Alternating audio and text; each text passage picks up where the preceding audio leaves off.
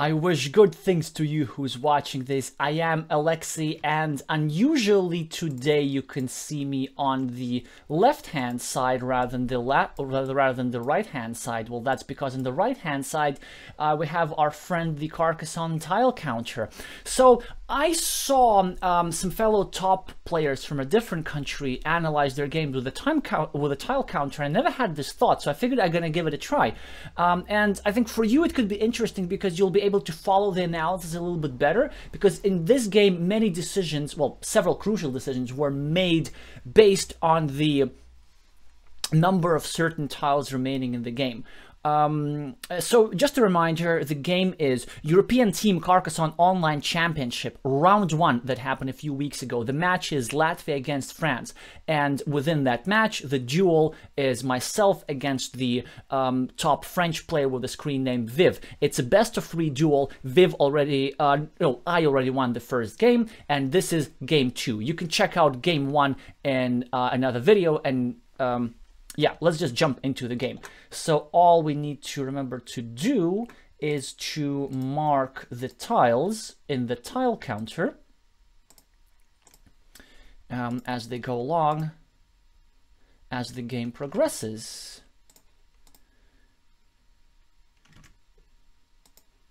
So yeah, of course it's going to be natural moves so far.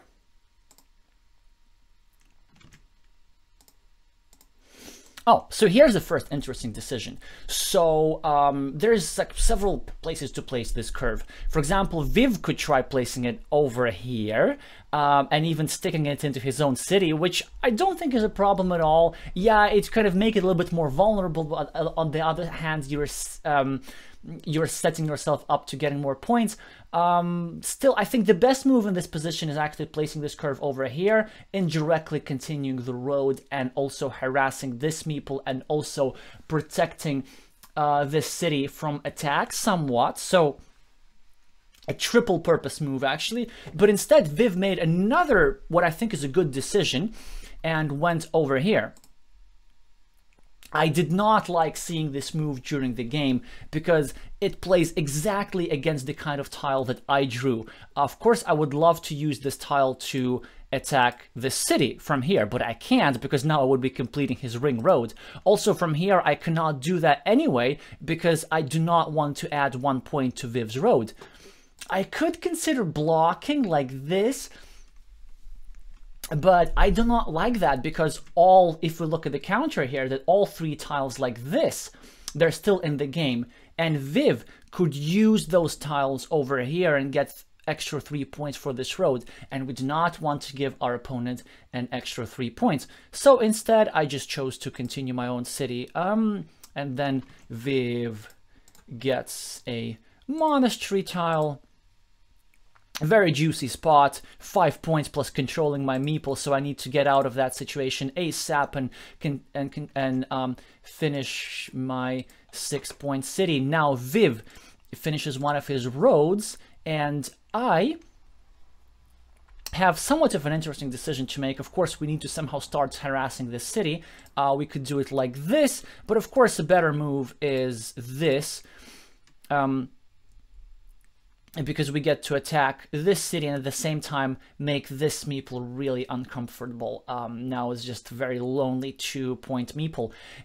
So this was actually the only weakness of this move, is that it doesn't play well against straight lines.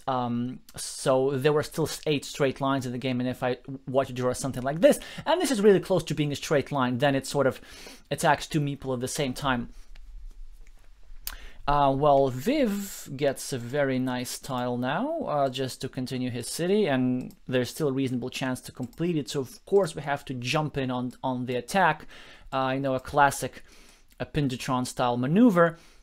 We take the 2 points and then we create this threat, and then the drawback of this move is that it looks like we're creating a threat for this road, but actually there are not too many blocking tiles from this position, so it's more likely that Viv will be able to draw a straight line or a curve and put it over here, thus completing a 5-point road. And so we are basically contributing 1 point to his road. Still a move that needs to be played because we need to attack the city ASAP.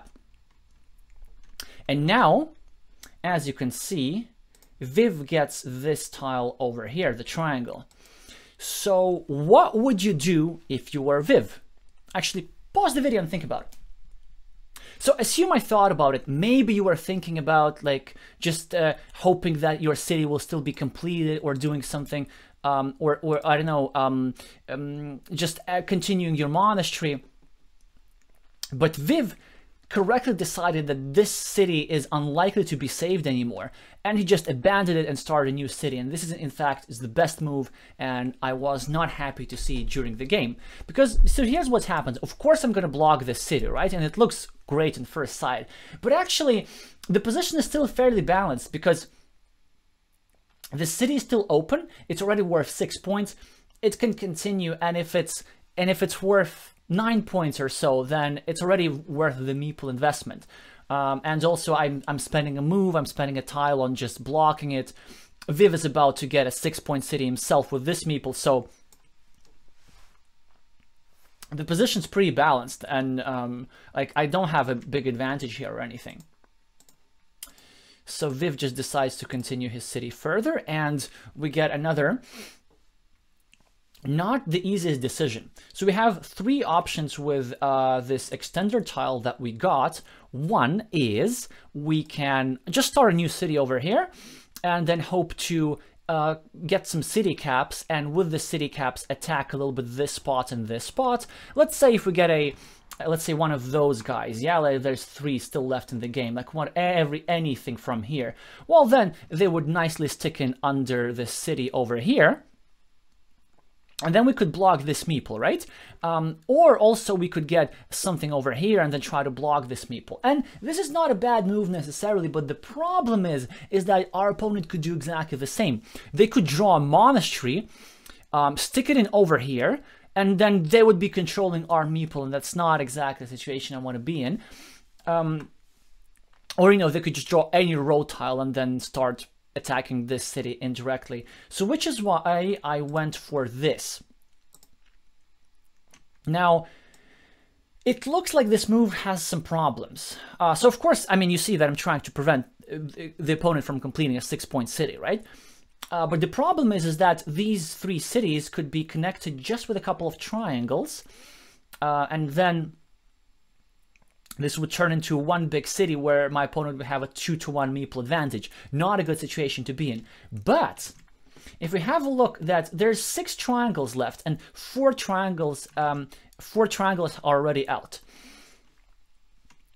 So what this means is that our opponent is less likely to draw the requisite triangle soon, and I'm actually more likely to maybe either block this square or block this square perhaps, and in some scenarios even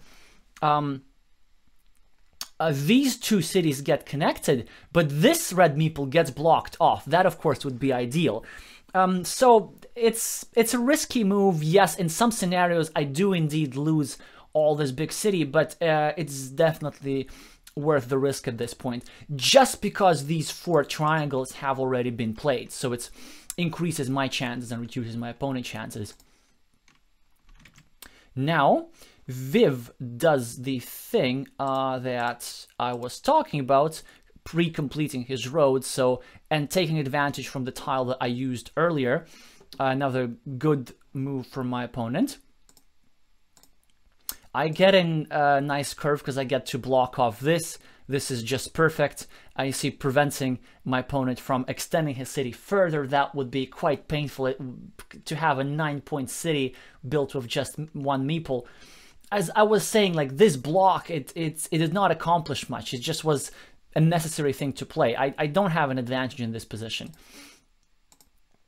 And of course, our opponent just starts attacking our cities from above, which is why we need to urgently block off it. And it's a dual purpose move. It accomplishes the important objective of limiting this city, and now it will be capped at 7 points, which is great because 7 points, it's less than 9, and 9 is like a critical value over which after which it is typically a good investment to put your meeple, you know, complete until the end of the game, because 9 points is equal to a field with 3 cities, and in most games they are fields with 3 cities. So if I get a field with 3 cities, put a meeple over here, then the meeple that I invest in that field would be worth 2 more points than this city, which is great.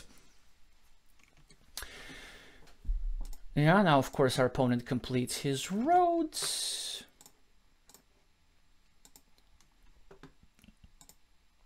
I just continue attacking this city. And now Viv will make a really good move. He just goes over here and builds up his monastery. It looks a little bit awkward, and to be honest, I was happy to see it in the game because I thought it was a mistake, but I just didn't realize the full depth of it. So the thing why I didn't think it was a very good move is because it makes this square a little bit more vulnerable, because it could be blocked. But wait a minute. It could be blocked with a triangle city, right? But there's only 2 of these triangle cities remaining. That's why it is important to count tiles throughout the game. So this means that the risk of him getting blocked is not that much. And also, I need these triangles here anyway, because I want to prevent this city from being connected. And also, if I draw a tile like this, with which, in theory, it would be possible to block this spot, but it would be a mistake because the tile is too valuable. And finally, if I draw the tile that I drew and place it over here, it looks like a good move. Oh, you know, I could even start a city with the same move, but it actually isn't, because all 3 tiles that are with which it is possible to fill this hole, I mean these 3 tiles, right, a city with a curve, they're still in the game, and so I'm risking that my opponent could get this tile and then get 4 extra points from a small city over here, and then get his meeple back. It's just even though there's only 3 tiles left, I do not want to create an opportunity for my opponent to gain this much value. So with this tile, I have to do something else and probably just forget about the idea of blocking whatsoever, which is why it was such a great move to place this line over here. It's because it looks dangerous, but it's actually secure. So my options are starting a field or starting a city, but I went for something different. I think I quite like my find. I went over here with a field meeple. Well, I get to capitalize on this city being slightly bigger than this, so it's +2. And this field looks very small. It's only 6 points. But the thing is, oh yeah, it's 6 points and no potential. That's true, almost no potential. But the thing is, because of the city over here, one of 2 things will happen. Either everything here gets blocked, and my opponent will be here with just 2 points, and I will have 6 points, so that's an advantage in the mini battle, +4, fantastic. But if my opponent gets to complete the city, this means that a city cap will go here, and then further squares for building cities will appear, so I get to develop this field. And if he gets to complete this city, then automatically my meeple will get at least 9 points, and as you know, 9 points is the magical cutoff number. Then it will be already worth the investment, because this meeple will be worth more points than this guy. Yeah, we just need to mark the tiles and go on.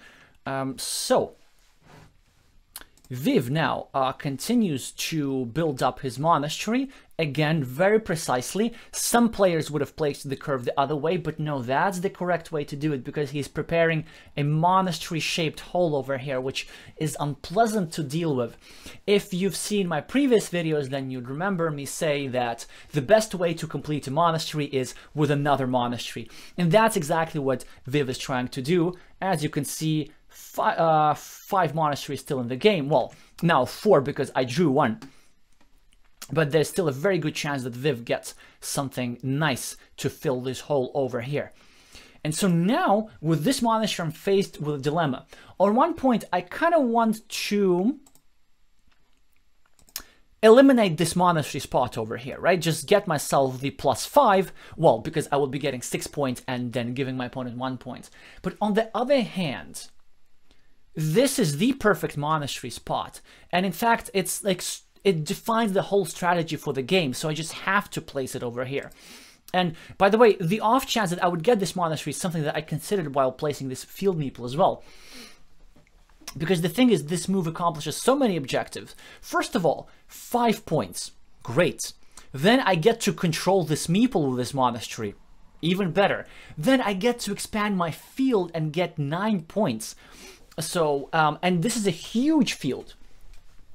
And normally, I'm not a player who likes to playing huge fields. But it doesn't matter, because in this position, it's really advantageous. This is exactly the strategy that you need to use if you have a meeple advantage. Because my opponent has a meeple trapped for 7 points. So we need to create a structure that's worth more than 7 points and put a meeple there and win that way.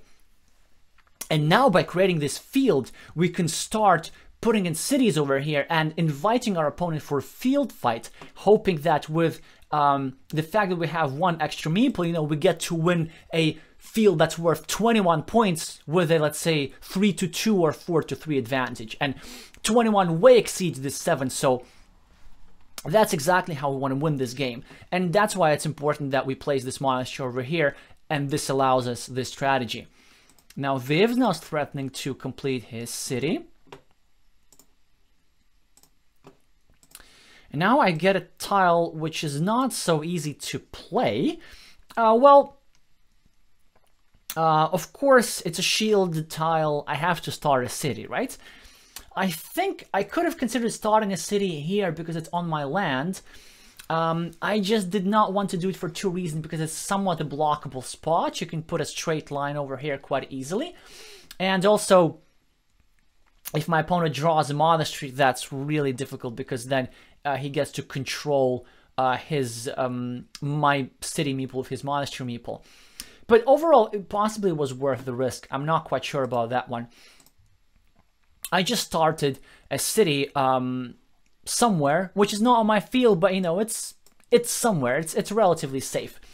So you see, now my opponent gets a tile with which he could make my life difficult, like put it over here.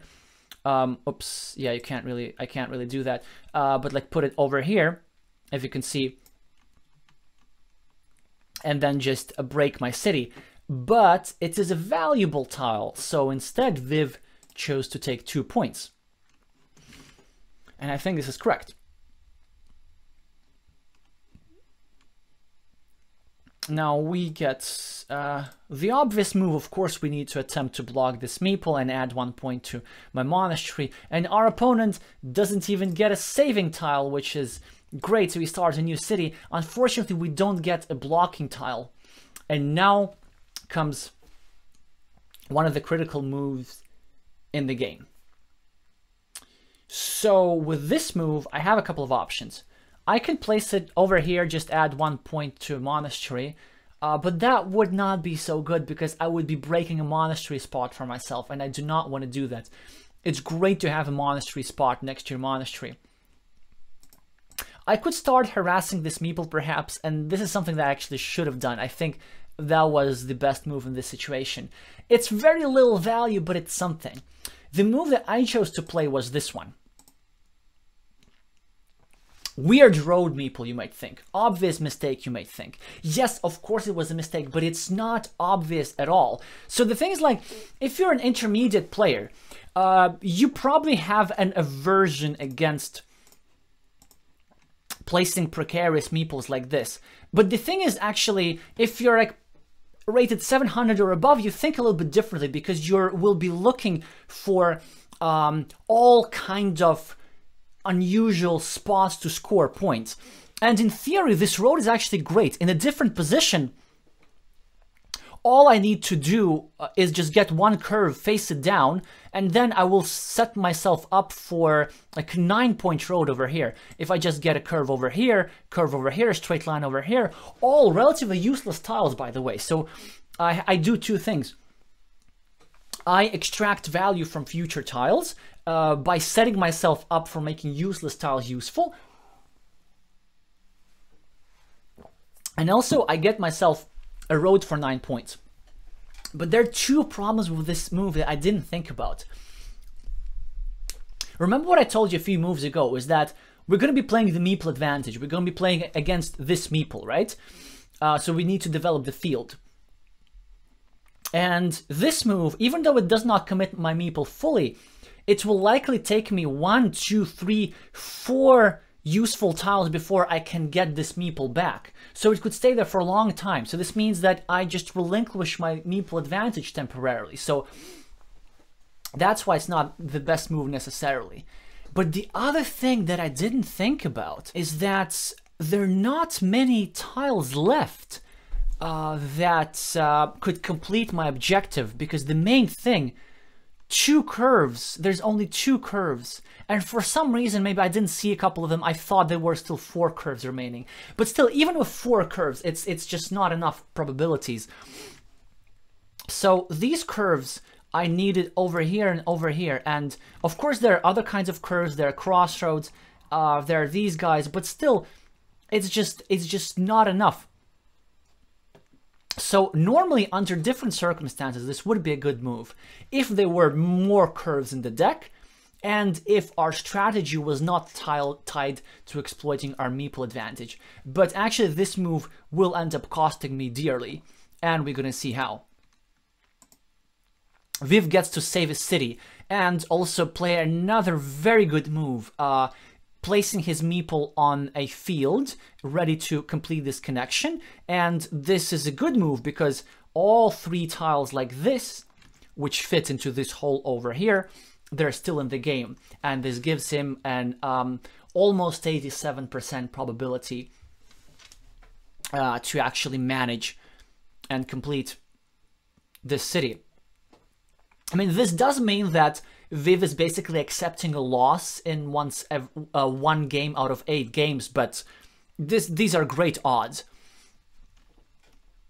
So now we get this tile over here, and we have to just pick off the city cap. Yeah, we could have continued our city over here, but getting these 4 points is more important. And you see, had we not done it, our opponent would have done it with this tile themselves. So instead they have to complete their own city. And now I get a kind of useless tile, really. So don't really know what to do with it, but we have to find a way how to extract value. Remember, you need to find a way to extract value from every tile. So we can continue our city over here. But that's really not what I want to do. I just want to make a small city and get my meeple back ASAP so that I can start developing these field with some city caps. I could be taking this 6-point field, and eventually I want to do that, but not with so many tiles remaining in the game, and this would have 0 potential, and this would just cancel out my opponent's meeple and would relinquish my meeple advantage. So I did not want to do that. A move that I did consider is placing this tile over here with a field meeple. And maybe this is something that I should have tried for. But the problem why I didn't want to do that is that this connection spot is relatively vulnerable for 2 reasons. First of all, 5 crossroads are already out. So as you can see, there's only 3 crossroads remaining, this one and these 2, right? And it makes this spot relatively vulnerable. And most importantly, the big crossroads, this guy over here, is already out. So not only this spot is vulnerable, but also in some scenarios it is completely blockable. And this field meeple would have very little insurance. It would just have only these 3 city points. So that's why I did not want to risk it necessarily. But in hindsight, probably I should have taken the risk anyway, given that I have some precariously placed people over here and, you know, they're not coming back to my hand very soon. I might just as well go ahead and try and get some value over here. And one of the reasons why I should have done that perhaps is that if I get a lucky run out, then I get not only the field connection, but I can also claim this road over here in the future with some lucky tiles like this one or this one. But still, I think the move that I played is still okay. So what I'm trying to do is I'm trying to kill off this monastery spot. So there's no way to block this spot, but there is a way to sticking a triangle over here and commit my opponent to this tile like this. And so there's still 3 of those left, but then I would force him to place it in this spot over here instead of somewhere more valuable, because, you know, there's always a good use for a city cap. This is actually the benefit of partial blocking that I had not realized for many years, is that it's not so much that you block your opponent's meeple. It's just you make sure that they have to use a valuable tile to unblock themselves. Like, I wish I had realized this like 7 years earlier. So, you know, here you go, the secrets of Carcassonne.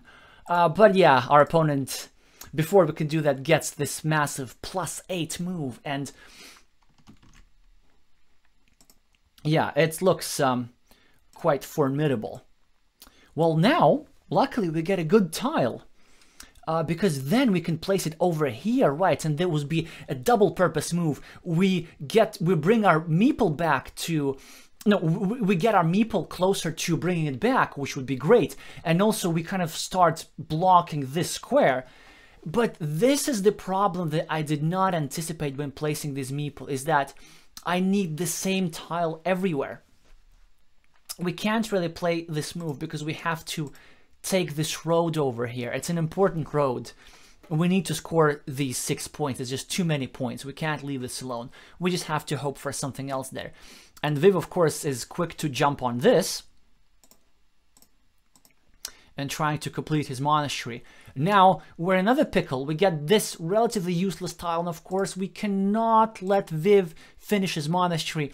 That might mean blocking my own road, but that actually is okay in this situation, because, so let's say if I get this 9-point road as I planned, then he gets this 8-point monastery, and so I get a +1 advantage. So that's fine, and then I would still have the meeple advantage to fight for the field, perhaps, if I get to complete this city.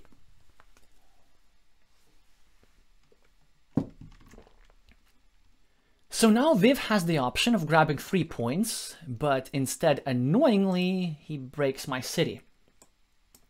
And actually, now was a good move. Well, you may ask, why didn't Viv do this earlier with this tile over here? Remember, he scored 2 points. Well, the reason is that he's being precise, is because this point has a shield, so he would be adding 2 points to my city, which is not ideal. But adding 1 point to my city is not that bad, so it's definitely worth the block. And yeah, now it's kind of annoying. And so, kind of, we have to kiss our meeple advantage goodbye, which is really not ideal, because that's really was what our whole strategy was based on initially. Okay, I got another not the best tile, and so I'm facing another dilemma here. So I was planning to fight for the field, right? And this is in a spot from which I can attack from.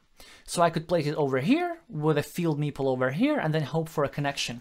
But if we have a look at remaining tiles, the problem is that there are not too many tiles that fit over here. I mean, there's plenty of tiles, like these 2 curves over here.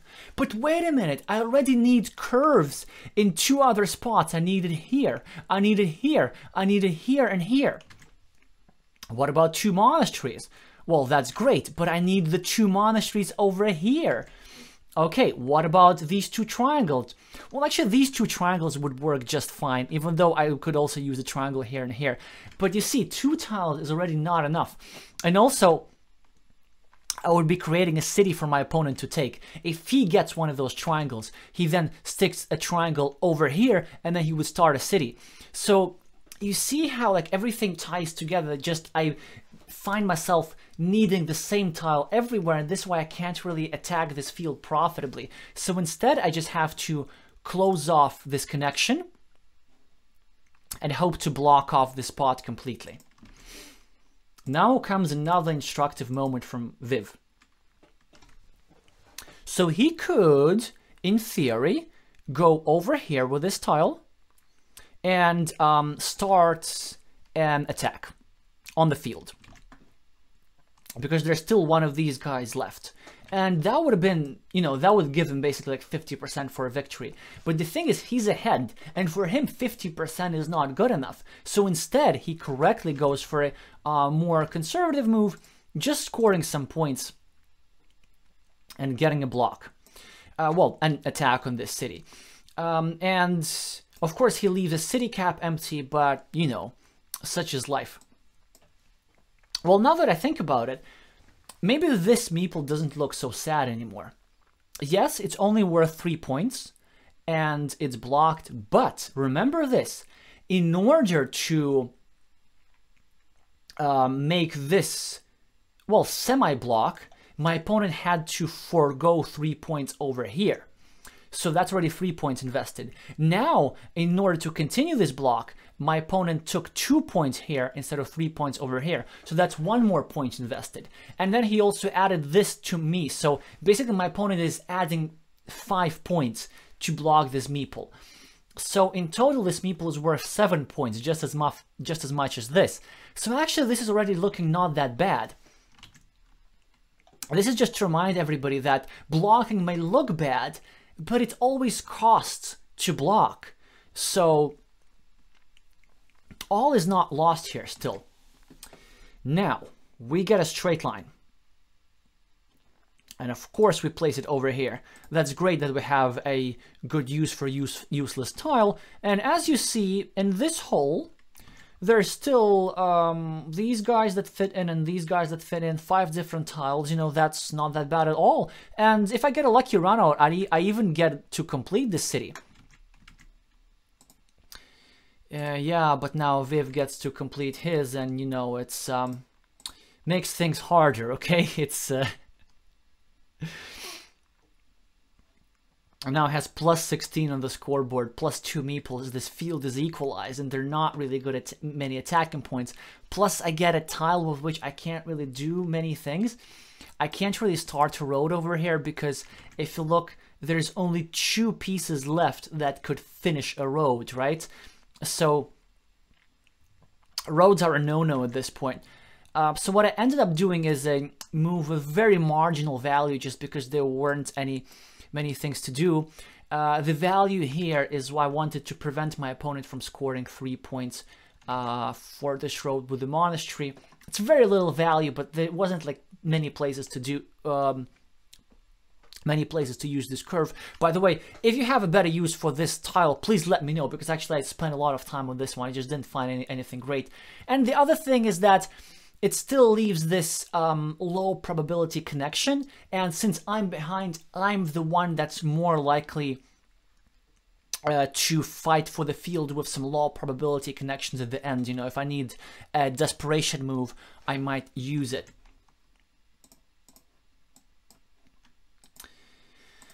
Viv gets another city cap. Of course, grabbing more points. Now, yay, we get a monastery. That's great. That's what we were waiting for. So we have some chances, maybe. Now Viv blocks our city completely because the tiles that fit here, these ones, they're no longer there.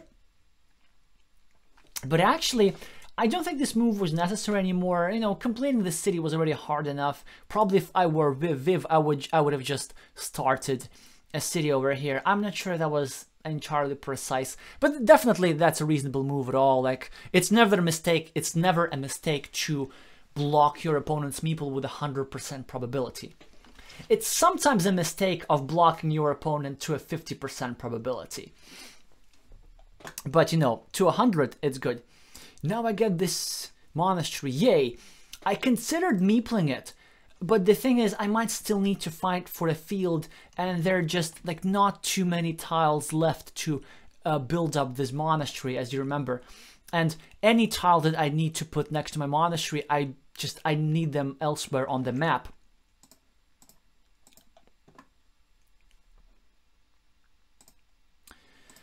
An interesting move from Viv. Basically, he's preventing me from making the move that I'm about to do. Of course, I wanted to put it over here and drop a field meeple with tempo. But now he's giving me 4 points. So of course I'm going to grab these 4 points. And if anything, it's a really good exchange for me.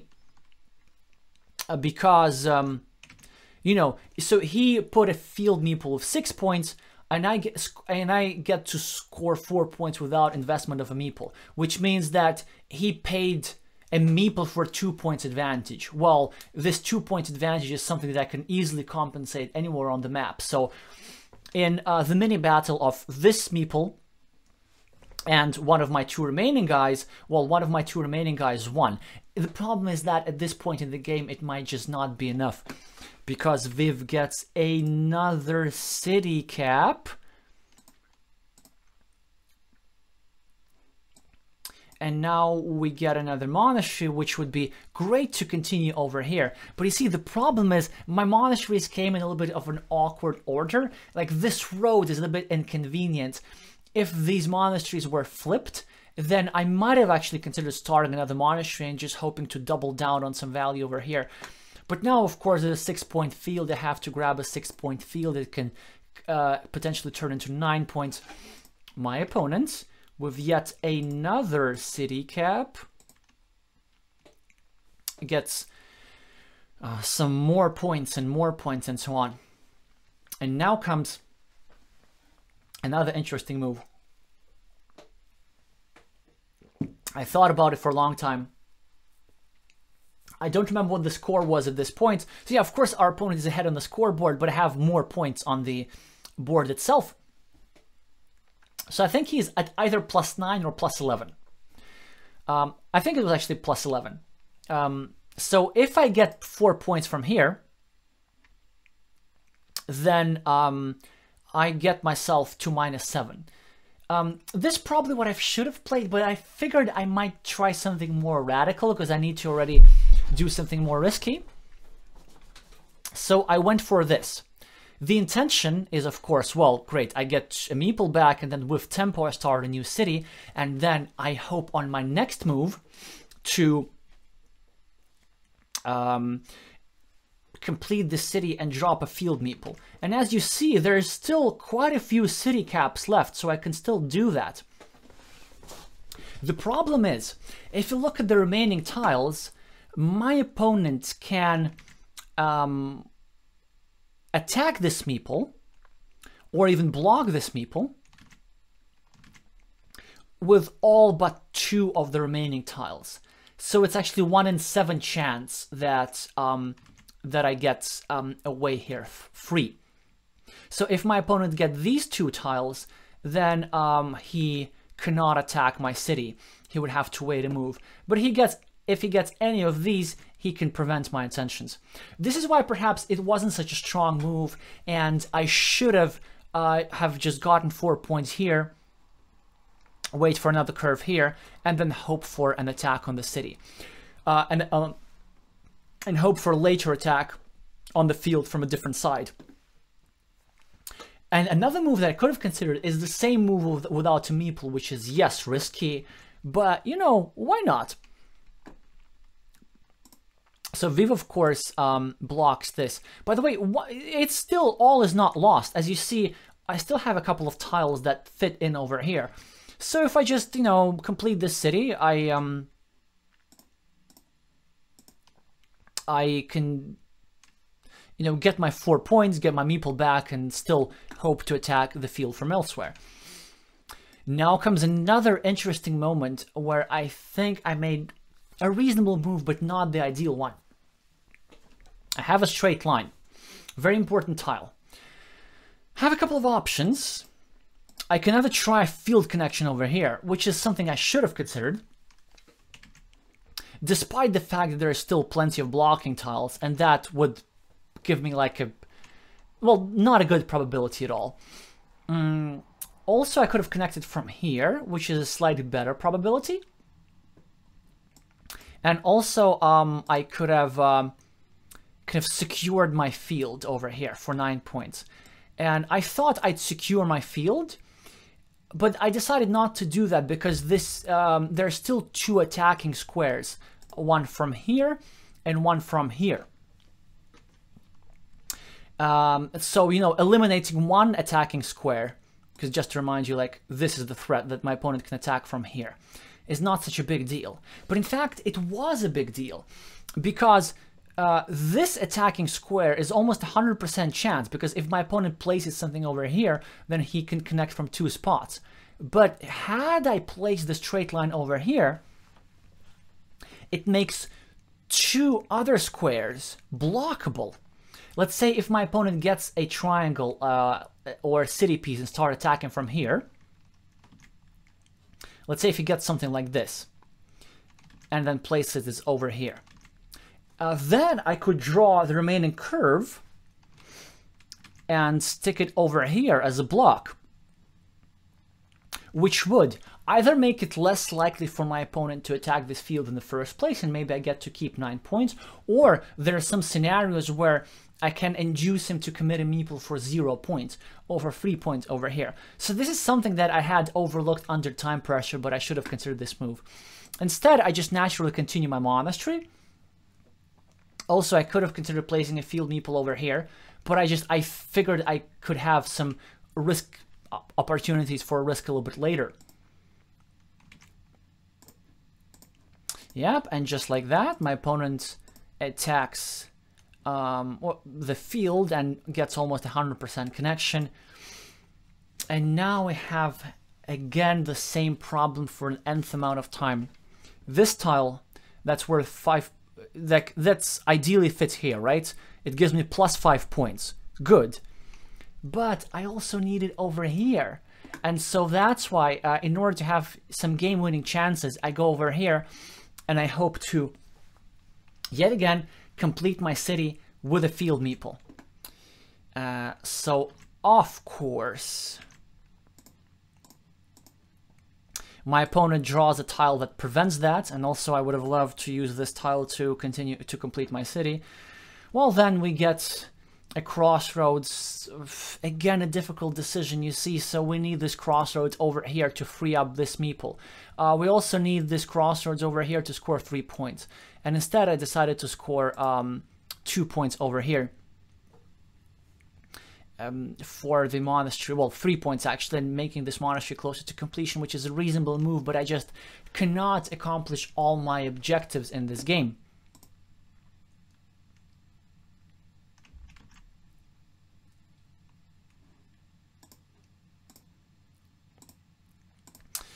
And my opponent gets the last tile that gave me hope for completing this city. Well, I still can hope for this and this, but it's fairly slim. I can also hope for a curve and place it over here, and then like to connect to the field through here, but now things really have to fall my way. And also I don't get a tile with which I can do many things. I just add 2 points to myself. Then my opponent now plays, I think, a really strong move that kind of gives him 100% win probability. He scores 4 points for the road and kills off this connection spot. Ouch. Yeah, really a spectacular finish for my opponent. I think he played really strong this game and kind of deserved the victory here. Even though I still had some outside chances until the end, yeah, of course, with this curve, I'm not able to do much. I just continue this. Well, and in the remaining tiles, all we do is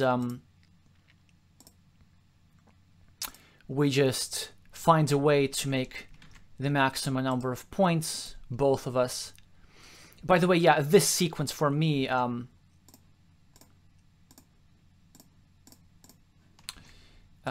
makes more points than trying to reconnect to this field. Also, one thing that I didn't notice is that this tile was discarded, but at some point in the game, I don't remember quite where. So yeah, we're gonna see the result in just a second, but Viv overall won quite convincingly, even though I was able to block off his meeple and then get this field, which I think was a good sequence of moves. I managed to set myself up for a winning strategy. Just a couple of things. I didn't quite get the city caps to implement my strategy, so this means that I had to change it. And it's something that I realized quite late. But then with this move, even though it's not a bad road per se, I failed to realize that I would be needing the same tile everywhere. So, 2 lessons from this game. One is, make sure that you need different tiles for different objectives, so that every tile in the deck that has not been played is useful to you in different ways. By the way, as you see, I've lost with a 10-point difference. So, it's convincing, but it's actually kind of close. Maybe I could have found some way to risk it and connect to this field and get these 12 points. So something to think about, to start risking a little bit earlier if you're this far behind. And the second lesson is, you need to think not only about which tiles you need right now, but also which tiles you might need in the future. Because when taking this road, I did not think that I might need the remaining curves for field connections. And also I might need the remaining curves and crossroads for plain point scoring, just grabbing value that's on the board. And this is why my opponent was able to exploit that, making sure that I need the same tile everywhere. So this is a paradoxical situation. You see how this hole remained empty, but I several times I actually drew the tile. Well, twice. No, 3 times. 3 times I drew the tile that could fit there, but always I needed it for something else. So I personally learned quite a valuable lesson from this game, and I hope you have too. Yeah, congratulations to my opponent for playing really well and causing me some pain over here. And we'll be headed into the decider game, which you will be seeing in our next video. We're tied at 1-1. Thank you so much for watching, and I will see you soon.